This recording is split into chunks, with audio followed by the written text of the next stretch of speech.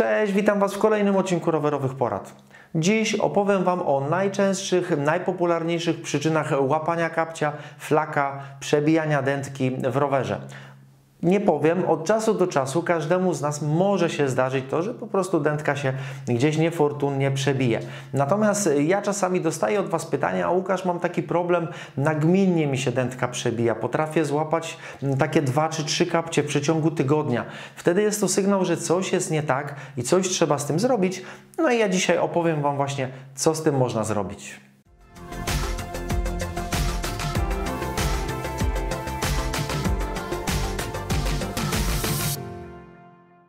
Ok, złapaliście kapcia, wymieniliście dętkę, załataliście dętkę, no a tutaj po chwili znowu okazuje się, że schodzi powietrze.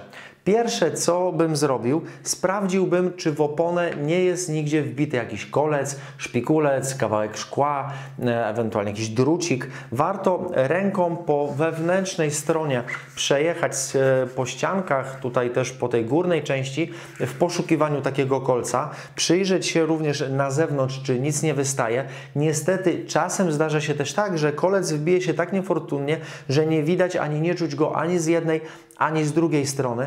Wtedy rozwiązaniem jest, kiedy przebije nam się dętka, można zaznaczyć to miejsce, jeżeli wymieniamy na nową, zaznaczyć to miejsce i później po założeniu nowej dętki, jeżeli się znowu przebije, porównać sobie z tą starą i wtedy wyjdzie nam, czy jeżeli to jest dokładnie to samo miejsce, być może winną właśnie będzie opona, czyli to, co w tej oponie się chowa. Drugą przyczyną może być obręcz. Wystarczy gdzieś jakiś zadzior delikatny, który zrobi się gdzieś na obręczy, coś do obręczy gdzieś się dostanie, na przykład podczas montażu dętki czy opony. No i też przebicie mamy praktycznie gwarantowane.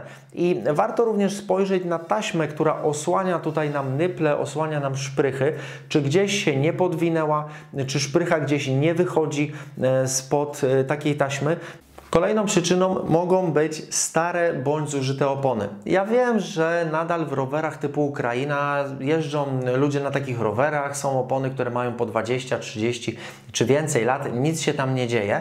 Ale mimo wszystko, jeżeli tylko u Was pojawi się problem tego nagminnego przebijania się dętek, warto sprawdzić, czy opona nie jest gdzieś na przykład przedarta. Jeżeli zobaczycie tylko, że jest bardzo popękana, że wychodzą już druty z tej opony, albo na przykład, że już opona jest po prostu zwyczajnie zajeżdżona i zdarta, co niestety ma miejsce bardzo często, jeżeli ktoś lubi sobie tylną oponą gdzieś zarzucić, ostro hamować. No dzieciaki to bardzo często robią. Mój wujek się już nieraz żalił, że jego syn musi często oponę wymieniać, bo po prostu ją zwyczajnie zdziera. No ale okej, miał tego świadomość, więc wiedział, od czego się to dzieje.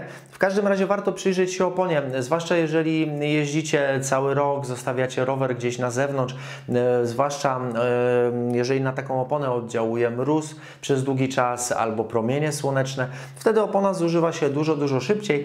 Kolejną przyczyną bardzo popularną, bardzo powszechną, ale też często bagatelizowaną jest odpowiednie ciśnienie w oponach. Ja już na ten temat nagrywałem odcinek, natomiast tutaj powiem w skrócie, że warto trzymać się tego, co zaleca producent, czyli taki zakres ciśnień, jaki mamy podany na oponie, warto się tego trzymać. Polecam zaopatrzyć się w manometr, ewentualnie w pompkę z manometrem. Dzięki temu będziemy w miarę precyzyjnie w stanie określić, jakie ciśnienie mamy w oponie, bo sprawdzanie tego ręką, czyli czy opona jest wystarczająco twarda, nie jest do końca miarodajne. Jeżeli jeździcie na niskim ciśnieniu, walczycie o przyczepność gdzieś w terenie, wtedy można również się zastanowić, czy nie warto przejść na system bezdętkowy, czy to kupując cały system obręczy i kół, czy przerabiając swoje koła na bezdętkowe. Natomiast jeżeli jeździcie z sakwami, z torbami do bikepackingu, albo ważycie trochę więcej, wtedy warto trzymać się bardziej tego wyższego ciśnienia. No oczywiście to trzeba dobrać do własnych potrzeb, ale lepiej trzymać się ciut tego wyższego ciśnienia. Będzie to przeciwdziałało przy szczypnięciu się dętki. Jest to tak zwany snake bite, czyli takie ugryzienie węża.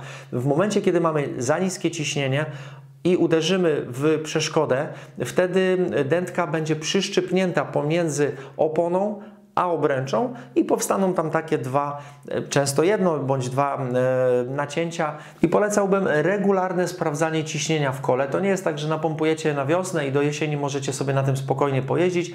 Nie, proponowałbym sprawdzać co 2 tygodnie, co miesiąc, co najmniej.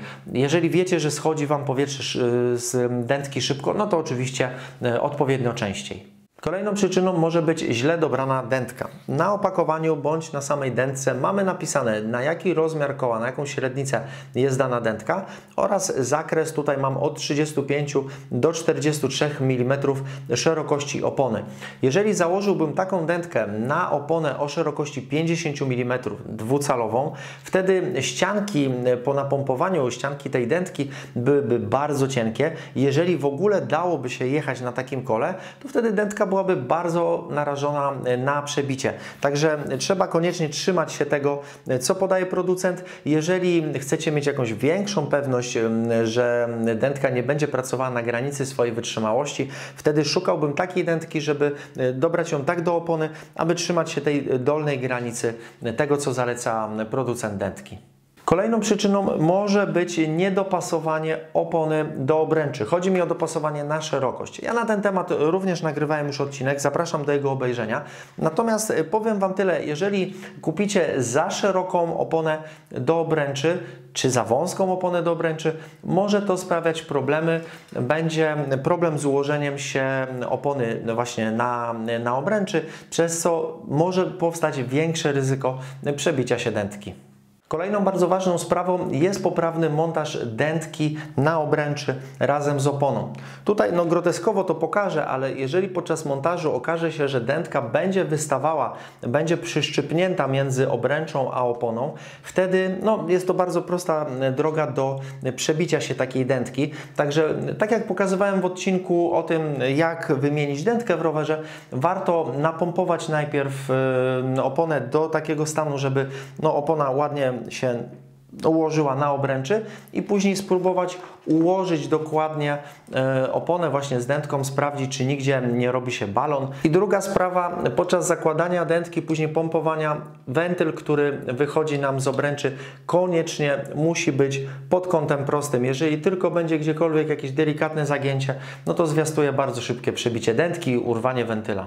Kolejną przyczyną mogą być ultralekkie dętki, ultralekkie opony. Ja już na temat lekkich dętek nagrywałem odcinek. Powiem Wam tutaj jeszcze o samych oponach. Zobaczcie taki przykład. Mam opony Schwalbe Kojak. Są to opony typowo szosowe o gładkim bieżniku w rozmiarze 28 cali, szerokość 35 mm i one ważą katalogowo około 330 gramów. Są również opony górskie do ścigania się w maratonach Schwalbe Furious Thread o szerokości 50 mm, czyli dwucalowe, czyli sporo szersze. I one ważą katalogowo około 360 gramów, także w zasadzie waga jest bardzo podobna. Opony są jednak sporo szersze, one mają jeszcze jakiś delikatny bieżniczek. I samo Schwalbe oznacza, jeżeli chodzi o wytrzymałość na przebicia, Kojaki są oznaczane w skali 4 punkty na 6, natomiast Furious Thready mają 2 na 6. I trzeba o tym pamiętać, że jeżeli kupujecie jakieś ultralekkie opony, ultralekkie dętki, one bardzo dobrze nadają się na jakieś zawody, na wyścigi, natomiast do takiej jazdy codziennej, treningowej warto jednak zakładać trochę cięższe. I przyczyna numer 9 może się wielu osobom wydawać dość banalna, ale muszę to powiedzieć, patrzcie, po czym jeździcie. Ja widzę czasami, jeżdżąc po różnych nawierzchniach, chociażby na asfalcie, leży potłuczone szkło, jakaś niestety nocna impreza, ktoś pomyślał, że sobie buteleczki porozbijać na ulicy, to jest super sprawa. I widzę rowerzystów, którzy prosto w to szkło, nawet nie omijają, nie zastanawiają się, jadą prosto. Być może mają jakieś super zabezpieczone opony antyprzebiciowe, dodatkowo jakieś wkładki, nieprzebijalne dętki, natomiast ja zawsze staram się na tyle, na ile mogę, takie szkło należało omijać. To samo tyczy jakichś większych dziur, zwłaszcza w asfalcie są takie czasami duże dziury ostrymi krawędziami, zresztą w ogóle samo uderzenie gdzieś w taką dziurę nie jest do końca przyjemne. Natomiast mam jeszcze dwa sposoby, które można zastosować. Ja ich nie używałem, ale liczę na to, że w komentarzach dacie mi znać, czy to się sprawdza. Pierwsza sprawa są to opony już przygotowane, antyprzebiciowe ze specjalną wkładką. Producenci czasami chwalą się, nawet pokazują filmy, gdzie rowerzysta przejeżdża po pineskach czy po tłuczonym szkle, nic się tam nie dzieje. Druga sprawa w takim zastępstwie, jeżeli nie chcecie wymieniać opon, są specjalne wkładki antyprzebiciowe, które możemy dokupić, założyć między oponę a dętkę. Chronią one nas od góry, niestety po bokach już nie za bardzo, ale w każdym razie pewna część tej opony czy dętki jest chroniona przed przebiciem. Ewentualnie również można kupić specjalne mleczko uszczelniające, które wlewamy przez wentyl do środka do dętki i ono później przez pewien czas, pół roku czy rok chroni nas, może nie chroni nas tyle przed przebiciami, ale zalepia przebicia, które mogą się w dętce pojawić. Producenci zazwyczaj piszą, że do około 2-3 mm takie przebicia, nacięcia w dętce, taki płyn jest w stanie zalepić. Jeżeli nawet zejdzie nam powietrze z takiej dętki, to po napompowaniu będzie ona dalej nadawała się do użytku, do dalszej jazdy. Ja teraz jestem też ciekawy Waszych opinii, czy Wy mieliście kiedykolwiek problem właśnie z takim nagminnym przebijaniem się dętek, jak sobie z tym poradziliście, jakie macie na to rozwiązania, jakieś sprytne patenty. Czekam na Wasze komentarze, a tymczasem dziękuję Wam bardzo za oglądanie, trzymajcie się, hej!